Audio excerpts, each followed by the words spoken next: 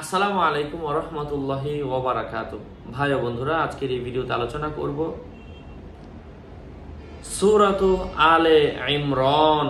সূরা আলে ইমরানের একটা ছোট্ট দোয়া, এই আয়াত পাঠ করলে মাথা ব্যথা এবং পেট ব্যথা দুই ক্ষেত্রে কাজ করে।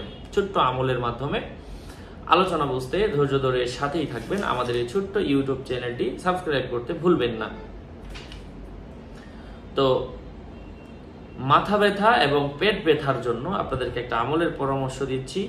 প্রথম আয়াত সূরা আলে ইমরান থেকে একটা আয়াত, আল্লাহু লা ইলাহা ইল্লা হুয়াল হাইয়ুল কাইয়্যুম। এই আয়াত, আল্লাহু লা ইলাহা ইল্লা হুয়াল হাইয়ুল কাইয়্যুম, এই আয়াত শরীফ ইসমে আজম বলা হয়। পেট ব্যথার জন্য এই আয়াতটা অথবা মাথা ব্যথার জন্য 7 বার পাঠ করিয়া এক গ্লাস পানিতে ফু দিয়ে এই পানি দিয়ে সে পানিটা খাবে, পেট ব্যথা ভালো হবে। মাথা ব্যথা যদি হয়ে থাকে 7 বার পরে হাতের মধ্যে 7 বার ফু দিয়ে মাথার মধ্যে এভাবে বুলিয়ে দিবে। এভাবে কয়েকবার করলে আল্লাহ তাআলার অশেষ রহমে মাথা ব্যথা পেট ব্যথা ভালো হবে।